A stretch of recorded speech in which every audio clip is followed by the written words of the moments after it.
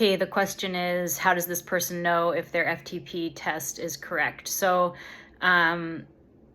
best answer is you don't know until you get into your training and see how you feel. In my own coaching methodology, we lean really heavily on rate of perceived effort, and it's because of situations like this.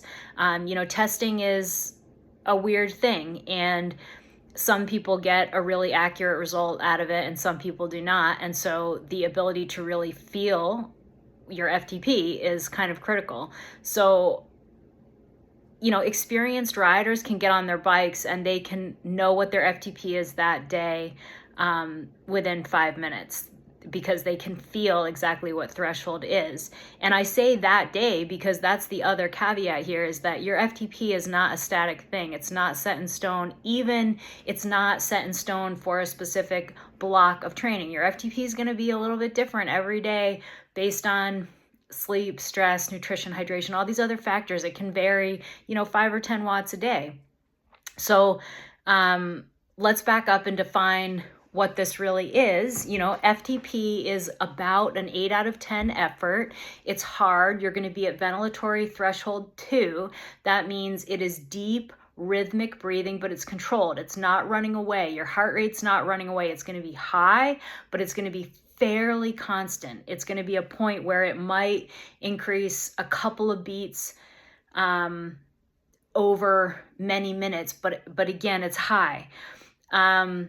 The more critical point of defining FTP is think of it as an inflection point. It's this intensity where you can ride very hard for a long time, but if you go over that effort, your rate of fatigue goes up quite quickly. And so you can feel this, for example, if you're doing a set of over-unders, if you're riding at like sweet spot or just below threshold, and then you do 30 seconds, a minute, or 2 minutes at an intensity over threshold, you're going to feel right away that effort, your breathing, your heart rate, everything kind of accelerates. The rate at which you fatigue goes up at a much higher rate. And that's the critical thing here, is that threshold at which your rate of fatigue goes up.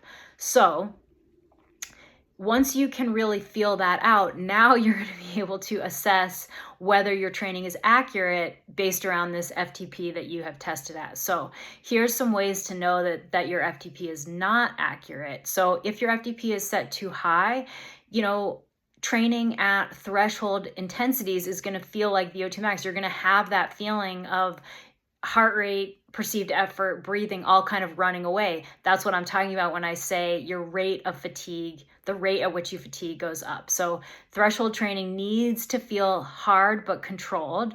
So that's a sign that your threshold is set too high. If your threshold is set too low, then you're going to be doing threshold work probably at what feels like sweet spot, which is, or tempo. It might feel like you can do it. It's going to feel too easy. Threshold is hard, even though it is controlled. The effort is not running away. So all of that to say, the most important thing here is for you to learn how to feel what these training zones should feel like. So when I begin coaching someone, I have a PDF that really lays out all the specifics of how you're going to feel in all these training zones. And that's so that when I prescribe power-based training, they understand what it should feel like, because the power-based training isn't going to work if we're not getting at the right intensities. And so all of this leans really heavily on RPE. So if you would like to see that PDF, please shoot me a message, but there's plenty of scales out there. If you just Google RPE scale 1 through 10, you'll find a million of them. But yeah, like I said, it's also, FTP is not a fixed thing. It changes a little bit every day. So again, it just becomes really important to feel it out. And this is one of the reasons why I don't really love erg mode, because you're just locked into these intensities. But that's a story for another day.